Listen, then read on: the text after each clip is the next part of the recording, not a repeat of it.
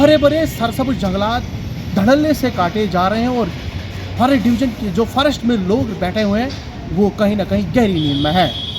आज सुबह ही एक खबर जो है सोशल मीडिया पर वायरल हुई, जो भंडारकोट का इलाका आता है वहाँ पर आज जो फॉरेस्ट जो डिवीज़न जो मड़वा है वहाँ पर उन लोगों ने आज सुबह सुबह ही एक गाड़ी को जो है धर दबोचा, जिसमें करीबन 91 प्लस 91 से ज़्यादा जो स्लीपर उसमें थे और जो वहाँ के फॉरेस्ट डिवीज़न के जो मुलाजमीन थे, उस डिवीज़न के जो मुलाजमीन थे, उन्होंने इस गाड़ी को दर दबोचा। जब दर दबोचा और उसमें जब तलाशी की गई उसमें 91 के करीब जो है स्लीपर पाए गए, उसे जब्त करके जो है उसे किश्तवाड़ लाया गया, जहाँ पर उस गाड़ी को सीज किया गया और आगे की इन्वेस्टिगेशन जारी।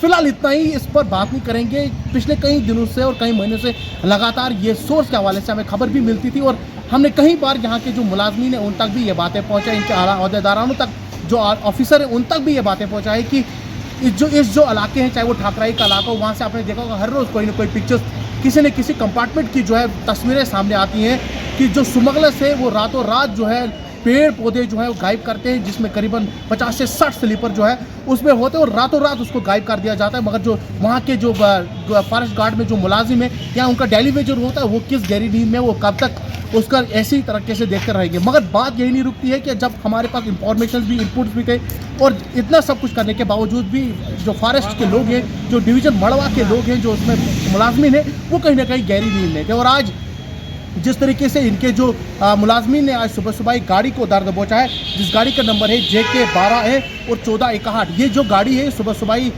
फॉरेस्ट फॉरेस्ट के लोग हैं उन्होंने इसको दर दबोचा। उसमें बहुत सारे स्लीपर से कानूनी कार्रवाई इसमें अमल की लाई जा रही, क्योंकि जिस तरीके से जो DFO मड़वा है, उनसे बाद मीडिया ने जब बहुत सारे सवालात के उन सवालात में उन लोगों ने यही नहीं बताया कि कौन लोग इसमें मुलविस है, कि उन्होंने बताया कि इस पर इन्वेस्टिगेशन जारी है। इन्वेस्टिगेशन में क्या कुछ सामने निकल कर आता है वो भी आप लोगों के साथ हम जरूर साझा करेंगे। मगर जो फॉरेस्ट डिवीज़न मड़वा है इसमें लगातार स्मगलिंग जो है वो कई सालों से होती हुई आ रही है। मगर जो सोर्स के हवाले से जो खबर हम पिछले दिनों भी दी थी और कुछ लोगों के जो इंफॉर्मेशन हम पे पहुँचते थे, इनपुट्स मिलते थे कि इस इलाके से लगातार स्लीपर्स आ रहे हैं, मगर एडमिनिस्ट्रेशन जो फॉरेस्ट की एडमिनिस्ट्रेशन थी वो लगातार चुप बैठी थी। मगर आज उन्होंने ये करके दिखाया कि जो फॉरेस्ट की एडमिनिस्ट्रेशन ने आज सुबह सुबह गाड़ी को दर दबोचा है। आने वाले दिनों के अंदर इस पर क्या कुछ इन्वेस्टिगेशन रहेगी वो भी आपके साथ जरूर साझा करेंगे।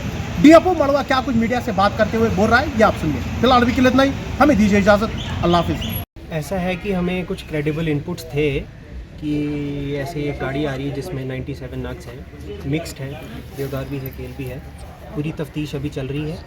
तो उस इनपुट्स के बिहाफ पे हमने नाका लगाया था हमारी भंडारकोट चेक पोस्ट पे, और जो हमारे मुलाजिम थे वो रात से ही तैनात थे, रात 11-12 बजे से।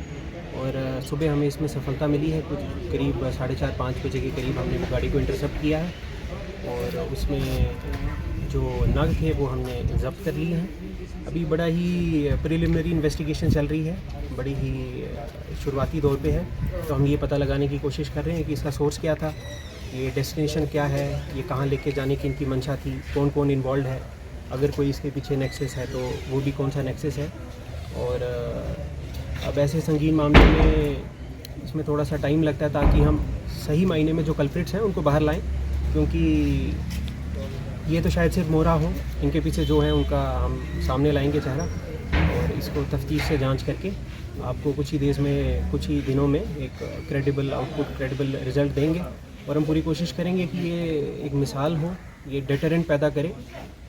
बाकी इन केस जो भी इन फॉरेस्ट ऑफेंसेस में इन्वॉल्व हैं वो डेटरेंट पैदा हो और वो आगे से ये गलती करने से पहले 100 बार सोचें। कुछ नाम बताना नहीं चाहेंगे क्योंकि बड़ा ही प्रिलिमिनरी इन्वेस्टिगेशन है, बट जो ड्राइवर है गाड़ी का वो हमारे पास है और हम अब इसको प्रोसीड करेंगे ऑथराइज्ड ऑफिसर और जिन भी अप्रोप्रिएट फोरम्स में law will take its own course, तो लॉ के हिसाब से इसमें आगे चलेंगे। ये अभी प्रूव नहीं हुआ है कि ये किस डिवीज़न से आई है और कहाँ जा रही है, ये इसको इन्वेस्टिगेशन कहते हैं। और इन्वेस्टिगेशन में यही हम ढूंढने की कोशिश कर रहे हैं कि ये कौन सी डिवीज़न से आई थी, किसने किया है, कहाँ जा रही है।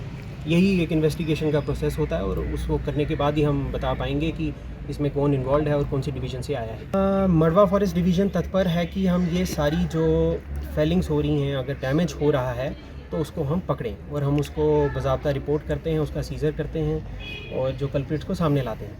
अब अगर ये हमसे कुछ इसमें रह गया है तो हम इसमें और भी ज़ोर लगा रहे हैं और भी जो कल्प्रिट्स हैं वो सामने लाए जाएंगे। कैमरा ट्रैप की बात करें तो बड़ा ही अच्छी टेक्नोलॉजी है, बट इसकी टेरिटोरियल डिवीज़न में कितना फ़ायदेमंद है वो उस पर बड़ी अभी शुरुआती दौर में चर्चा चल रही है। अगर उसकी इफेक्टिवनेस प्रूव होती है तो हम वो भी लगाएंगे और धीरे धीरे इसमें और काम करेंगे। अगर ये प्रूव हो जाता है और बिल्कुल प्रूव होगा और हम इसकी सोर्स का पता लगाएंगे कि कहाँ से ये हुआ है और वो जिसकी भी जुरिस्डिक्शन में उस पर तो कार्रवाई ज़रूर की जाएगी। शायद आपको इस बारे में इल्म नहीं है, बट इनोमिनेशन और मार्किंग हमारा एक कंटिन्यूस प्रोसेस है जो हर साल होता है। आप RTI दायर करें, हम आपको बताएंगे कि इस साल हमने कितनी मार्किंग की, कितनी इनोमिनेशन हुई। तो ऐसा नहीं है कि मार्किंग रुकी हुई है, मार्किंग कंटिन्यूस प्रोसेस है।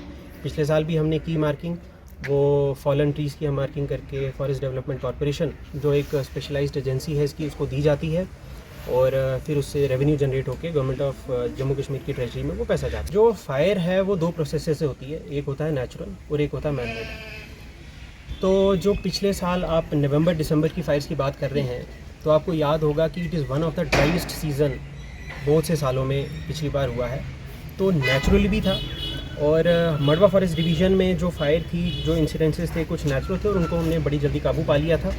फॉरेस्ट फायर की आड़ में ऐसा कुछ ना हो उसके लिए हमने प्रोएक्टिव स्टेप्स लिए हैं और हम इंश्योर करेंगे कि ऐसा ना हो। देखिए, जम्मू फॉरेस्ट नोटिस और कश्मीर फॉरेस्ट नोटिस के तहत हम कंसेशंस देते हैं, बट वो कंसेशन की ये लिमिटेशन है कि उस इंसान को जिसने वो अप्लाई किया है वो उसी कंपार्टमेंट का निवासी है, उसी कंपार्टमेंट के वो नियर बाई रहता हो। अब अगर डिमांड है कि 2000 एप्लीकेशंस आती हैं या 3000 एप्लीकेशंस आती हैं तो इतनी डिमांड लकड़ी की नहीं है जो हम उनकी पूरी की जा सकते हैं। मिसाल के तौर पे 200 या 300 दे पाएंगे मैक्सिमम, और हमें ये भी उसमें इंश्योर करना होता है कि उसकी गार में कोई डैमेज ना हो। तो हम इंश्योर करते हैं कि फॉलन हम दें। फॉलन इतनी मात्रा में होता नहीं है कि सारों की ज़रूरतों को पूरा किया जाए। तो ये डिमांड और सप्लाई का मुद्दा है। इसमें जितनी डिमांड है कंसेशनिस्ट की वो कभी भी पूरी नहीं की जा सकती है, बट इस पे मैंने ये करने की कोशिश की है कि मैं इस प्रोसेस को स्ट्रीमलाइन करके ये करूँगा कि इसमें जो गरीब हैं, जो गरीबी रेखा से नीचे हैं, उनको प्रायोरिटी दी जाए और जो APL के ऊपर हैं, जो मतलब अफोर्ड कर सकते हैं, वो रजिस्टर्ड डिपो से लकड़ी लें। उससे क्या होगा कि सिर्फ गरीबों को मिलेगा तो हमारी डिमांड भी थोड़ी कम होगी और हम उनको मीट कर पाएंगे। जो आप नेक्सस की बात कर रहे हैं, ऐसा नहीं है, हमारे पास पूरा रिकॉर्ड है कंपार्टमेंट वाइज। मिसाल के तौर पे